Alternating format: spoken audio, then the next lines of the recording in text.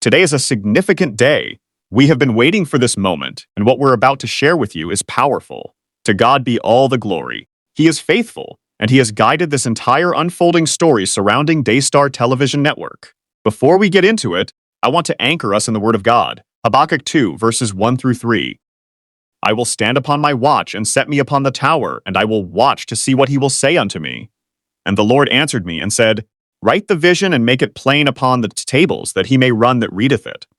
For the vision is yet for an appointed time, but at the end it shall speak, and not lie. Though it tarry, wait for it, because it will surely come.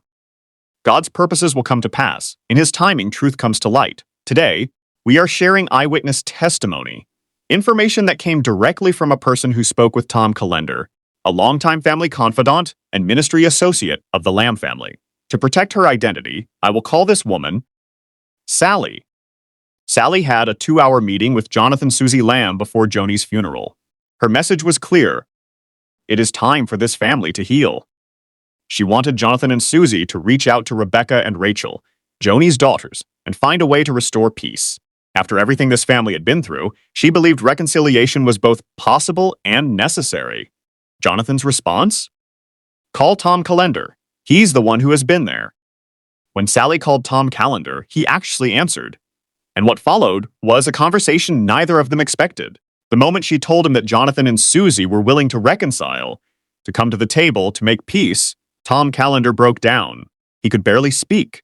He was weeping so deeply that Sally said she was genuinely concerned for him. And then, through his tears, he said something that stopped her cold.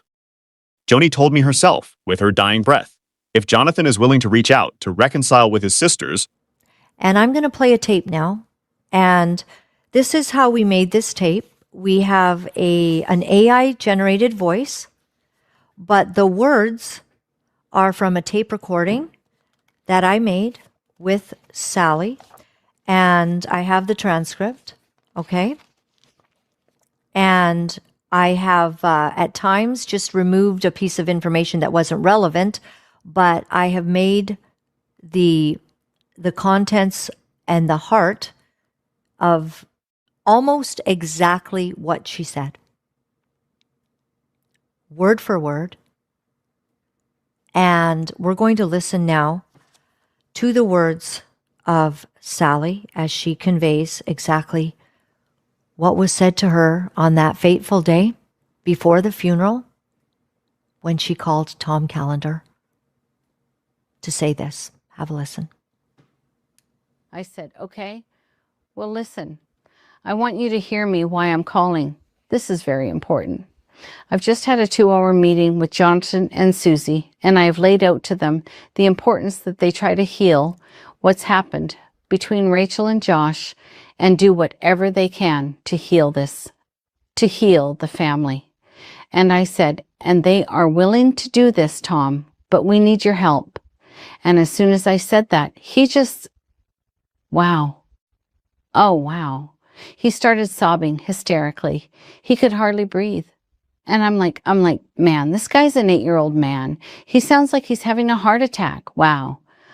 But through the sobbing, he said, oh my God, I have been waiting for this phone call. I've been waiting for this phone call. Like that. It takes my breath away. I am like, God, you are doing something. And he said, Joni told me, she told me herself, with her dying breath, if Jonathan tries to reach out, and he'll just give him back Daystar. Those were his words. Now I am like, wow. And to come together as a family. Then Daystar is to be given back to Jonathan. Let that settle in. On her deathbed, Joni Lamb told Tom Callender that if Jonathan would reconcile with the family, if peace could be made, Daystar should be returned to her son. Sally began weeping. Tom was weeping. They were both overwhelmed at what God might be doing in that moment. Tom said he needed to make some phone calls and would call her back. 2 hours passed. When Tom called again, his tone had changed. He told Sally that a pre-funeral family meeting wasn't going to be possible. The girls, Rebecca and Rachel, were too overwhelmed with funeral planning. They weren't ready. He said they would meet with Jonathan the following week instead. Sally had a sense in her spirit that this delay was not ideal. She felt the Lord had wanted this done before the funeral, that the timing mattered. But she respected Tom's decision. She called Jonathan anyway, to let him know. His response was measured. He wasn't surprised. He understood where Rachel was coming from, the pain, the history, the weight of everything that had happened. He put himself in her shoes. Jonathan and Susie had not received a formal invitation to the funeral. Later, Tom confirmed that seats would be reserved for them. I also want to address what we're hearing about Doug Weiss. On the morning after JONI'S passing, while she had died in Mexico in the early hours, a woman walking her dog in Dallas reportedly encountered Doug Weiss near their home. According to the person who relayed this to me, he did not appear to be a grieving widower. Had she not already heard the news, she said she would not have known from his demeanor that he had just lost his wife. As for his future at Daystar, the information we are receiving is clear. Doug Weiss is out. His program appears to have been quietly moved. Nobody at Daystar wants him there. He is not part of the network's future. The ministry accommodated Doug Weiss for years, but by all accounts, he was never a welcome addition to the Daystar story. I want to speak carefully and pastorally here. It appears that in her final months, Joni Lamb made significant financial and legal decisions, selling properties, removing the jet from ministry assets, and placing the family homes into a trust designated for the children, reportedly overseen by Arnold Torres. We also have credible information suggesting that Joni expressed deep regret in her final days. Regret over what she had given up, relationships, family unity for the chapter involving Doug Weiss. And I want to say something directly to our viewers. Please extend grace to Joni Lamb. We have all sinned and fallen short of the glory of God. We all know what it is to look back on a decision and feel the full weight of its consequences.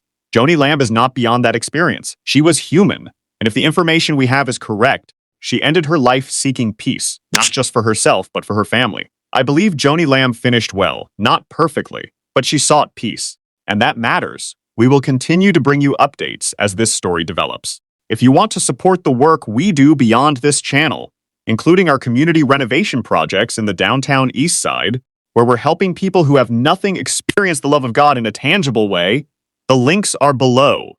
And for those following the Daystar investigation, Trinity Foundation at TrinityFi.org has published a thorough financial analysis of Joni's final year of property and asset decisions, dated May 22nd, 2026. We are watching, we are praying, and we trust that God's vision, though it tarry, will surely come to pass. Like, share, and subscribe if this content is meaningful to you. And as always, to God be the glory.